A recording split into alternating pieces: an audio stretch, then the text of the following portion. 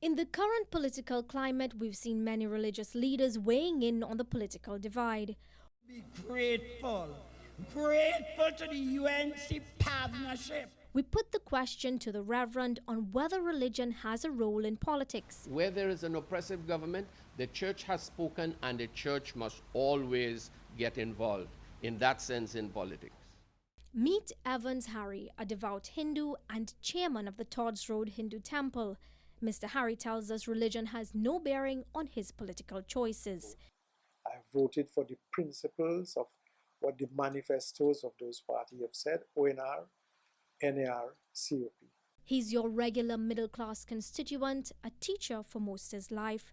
This 72-year-old has seen many MPs come and go. San Fernando West is not a UNC constituency.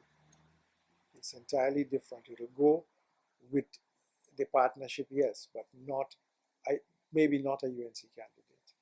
According to Mr. Harry's calculations, he's part of a bloc of 4,000 voters who gave the ONR support and later the NAR the nod over the dominant PNM, a group, he says, which lies in the dead center, bearing allegiance to nothing but ethics and principle. He himself holds the Prime Minister accountable for one of the basic promises she made, standardizing a date for elections. Today she is saying she has no pocket, but she knows the date.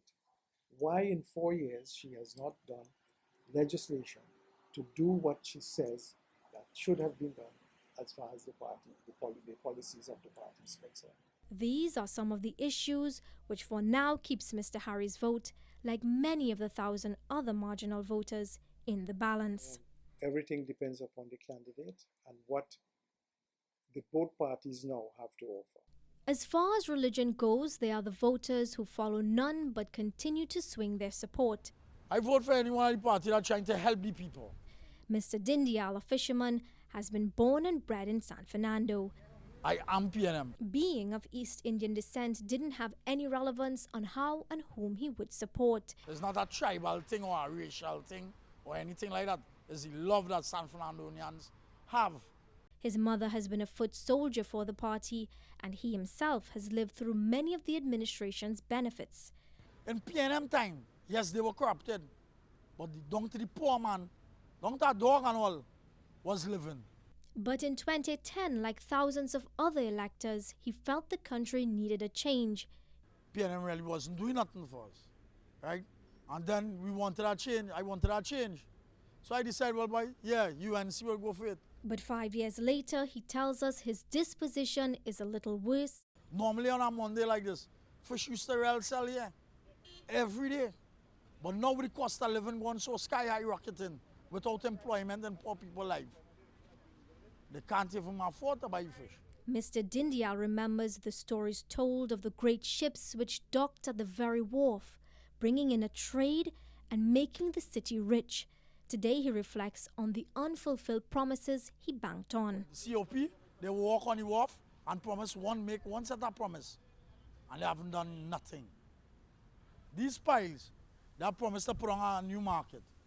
Millions of dollars was spent to put on these piles here that you see next door here, right? And up to now, we're still waiting on a proper market. He tells us the only power he has is one vote, and he's strongly reconsidering where it will go. And then after seeing what the UNC doing, they're not doing nothing for the poor people. Simple measures, he says, if put into place, would make his way of life in San Fernando better. My community need developing, but let the people stay in the community and develop within the community. For now, he sits day after day, knowing the decision he makes in 2015 would help, if not him, his 3-year-old son, live a more fulfilling life. All of them is just the same thing. Politics lies. Politics lies a lot. They tell you, whenever you vote, they tell you one set of thing to get your vote.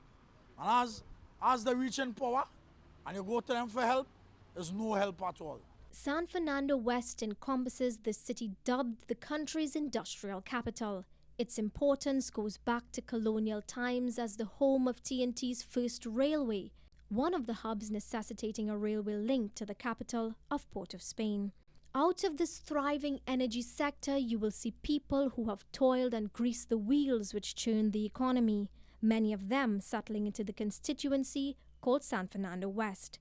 Look a little deeper and you will see these constituents walking the margin, unafraid to switch their vote when promised a cataclysmic change. Urvashi Tiwarupnarayan, CNC3.